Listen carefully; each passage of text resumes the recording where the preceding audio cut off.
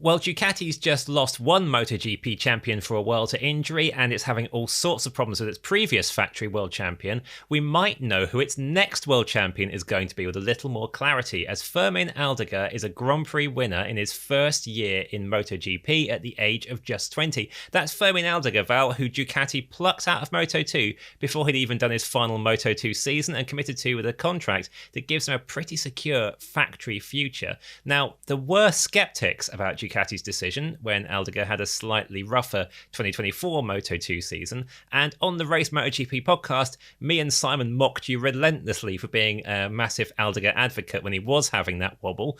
But do you feel vindicated now? Is the Mandalika performance what you always saw in Aldeguer, or is it actually even better? I don't feel vindicated now. I felt vindicated around Circuit of the Americas, Qatar time in the season. I don't feel particularly vindicated now. I think the vindication has happened a long, long time ago for myself and for Ducati, obviously, which put more at stake.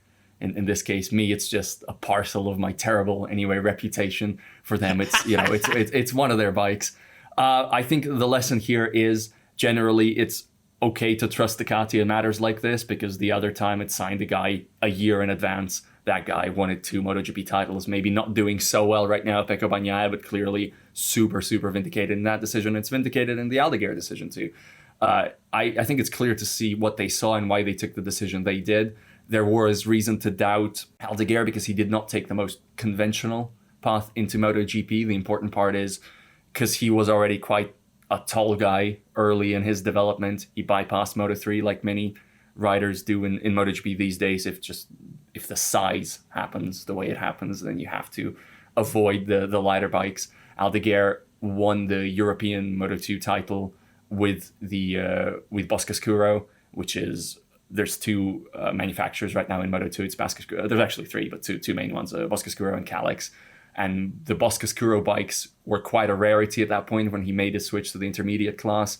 So when there were just 2 bikes on the grid, that late 2023 run, the final 4 races, I think he led all but 8 laps in that stretch of 4 races. And I think in those 8 laps was Qatar. He drops back to 9th and just goes through the field like a knife through butter. And at that point, if you're Ducati, if you're me, if you're whatever, you're watching this, okay, it's a different bike. It might be a bike-led mirage. And I think that was the operating theory last year when he struggled a bit. But you sort of have to bet the upside. You have to look at this and see clearly this guy is better at certain things than anybody else among his peers. Clearly, this guy has sort of an upper bound of potential that he can extract sometimes in certain conditions. We can afford to bet on that potential coming out more regularly and maybe making sure that he turns into an all-rounded product with those sort of peaks that elevate him above the others. And look, we still don't know how that's going to work out in MotoGP, but the bet is clear. They could afford to take it. It's, Ducati has more bikes on the MotoGP grid than anybody else, even with a reduction from last year to this year. They could afford to do this. They have a bike that's good enough that won't stress the rider too much, that is adaptable to riders. They knew the risk and they played it perfectly. In the first couple of rounds, it looked a little ropey. And then since then, even though there's been, highs and lows, performance-wise, it has always looked fully, completely, 100% justified and correct. And the reason we can talk with so much confidence about Aldeguer having this factory Ducati future is, even if the Pecco Bagnaia situation improves and that relationship goes on, yes, Marc Marquez has just dominated the championship for Ducati, but Marquez is 32 years old. Marquez now has a lot of world championships. Our expectation, without him going on the record with this, but our expectation based on his career is he won't be at Ducati for that many more years, whether it's retirement outright or a romantic return to Honda. This isn't the start of a long Marquez Ducati dynasty. This will be a few titles, job done, move on / go home. And you mentioned Ducati putting faith in Pecco Bagnaia well in advance. It had a talent pipeline in a way then. It was also developing Jack Miller. It had been developing riders through Pramac. VR46 was doing its own development, which was also feeding riders into Ducati.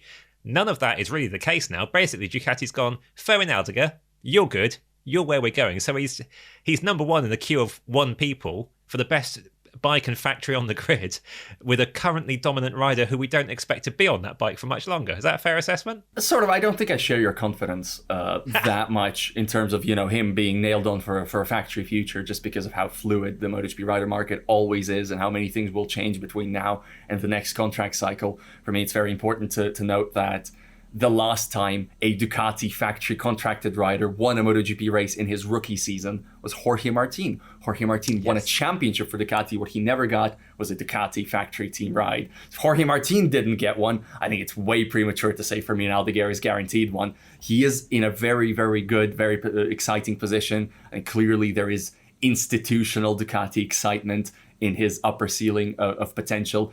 That was already obvious when they announced him on a deal that wasn't just 2 years factory, it was 2+2. So it was, baked in, a continuation baked in, the trust that Fermin Aldeguer will come good to where we need to put this option in place.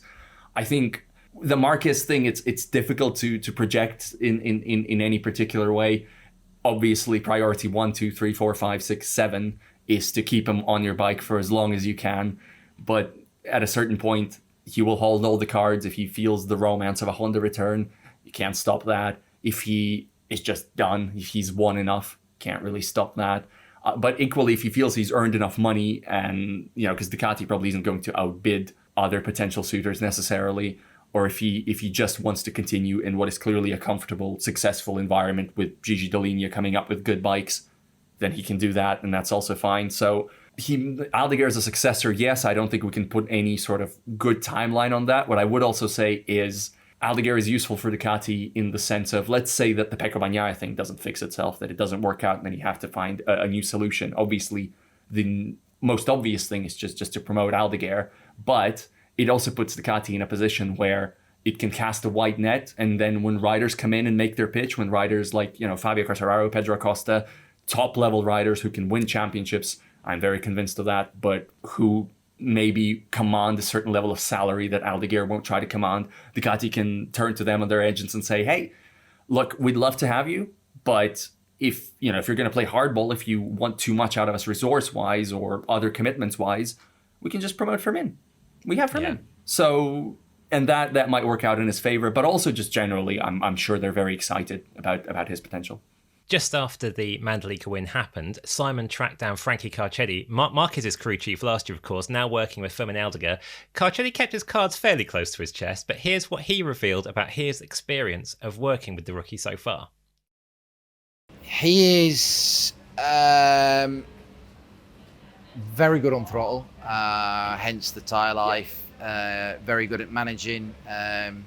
You saw today, when he gets into a rhythm, he's very, very fast, and he can maintain it. Super concentration. I think every rider has their forties. Is definitely on corner entry apex. I'm very fortuitous because when you work with the best, I'll leave it like that, and I don't mean just last year but other years with other riders, you can pick up so much information, and all we've done the whole year is not change Fermin. That's how he rides, and he has his own qualities, but you can add, if there's something a little bit more. So that's all we've been trying to do all year, really. So Val, Frankie did allude to something there about the characteristics of the tyre being used at Mandalika in particular, playing to something that Aldeguer is very good at. It is fair to say, isn't it, there's been a few bits of commonality with his very best races and kind of peak weekends this year. Is that suggesting that maybe there's not the range you really, really want, or do we just ignore this for now and focus on the fact that actually when things are right for him, he can dominate a MotoGP race at 20? I think range is just too early to assess in the rookie season. You can't talk range with any sort of confidence yet. It's the sophomore season when you start to look at stuff like that. Definitely, he clearly excels in certain parameters, in certain circumstances. He's a corner speedy rider. He's clearly a reasonably sized rider, which does always play an influence. He's often a mixed conditions rider, and in this case, he's a harder tire, heat resistant carcass rider. So it was in Austria, he was really good despite the layout maybe not being an obvious Aldeguer layout, and in Mandalika he was obviously phenomenal, fantastic. So of course that means that you then have to see evidence of not the same level of performance necessarily, because this was remarkable, but just the level that you would want as a baseline at other tracks. But again, that's too early for rookie season. There's every chance we will see it in the sophomore season. He hasn't always responded the best in his career to maybe some dips especially last year, but he is also still borderline a child. Let's put it that way. You talk about the sophomore season. We should talk about a guy in his sophomore season right now who is so relevant to the Aldeguer story, and that is Pedro Acosta, who was second to him in the Indonesian Grand Prix. Now, all the attention about rising rookies and next superstars has been on Acosta for so long, and understandably, with what he achieved before MotoGP. I wouldn't say there's question marks over Acosta now MotoGP, but his mistakes are being spotted even more in his second season. Yes, he's leading the way for KTM. Aldeguer's got all that to come, that potential second season slump, the time when the crashes you can't look at and go, oh, that's a rookie thing. You judge them a bit more harshly, maybe. So I don't think, even though I made you try to do it on the podcast last weekend, I don't think we should do a straight Acosta Aldeguer talent matchup right now, because we're not there. Let's just be glad there's two of them. There could be a fantastic rivalry between them. The thing I do think we should talk about, though, is the fact that Aldeguer is the one with a long factory Ducati related contract, and Acosta is at a KTM team which is secure-ish now, but not exactly looking like it's going to be winning titles anytime soon. Does this situation, no matter how good each of them is, does this situation mean that Aldeguer goes into the next few years with a pretty massive advantage in terms of who's going to stamp their authority on MotoGP? Yeah, but we don't know what the 2027 landscape will look like, and obviously it depends on just how well Pedro Acosta plays his cards and how well he and his management understand what things are shaping up to be for 2027 and maneuvers himself, because I do believe that any manufacturer in MotoGP would not even at least take the call, but take the call and make an offer of some sort. Whether that offer is satisfactory or not is different, and I do not think that Acosta will be tied down by any KTM loyalty or anything like that into staying. For instance, if I'm Honda right now, then we're already talking. If I'm Honda right now, we're already talking extensively,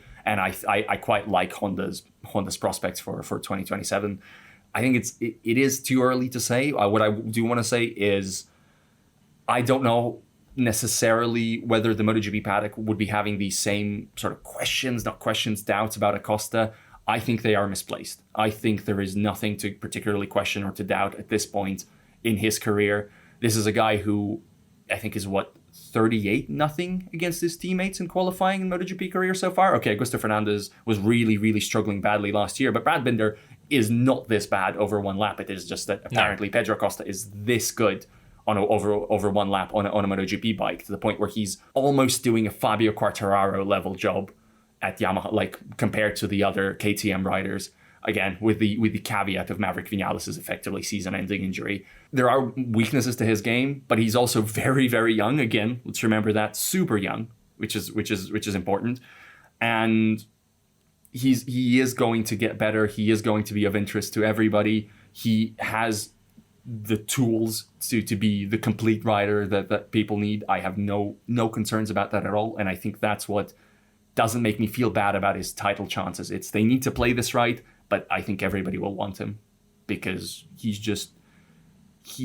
like, Aldeguer has proven some things and he's maybe proven the peaks, but there is more proof still on record that Pedro Acosta can definitely run you to a MotoGP championship if you put him in the right circumstance.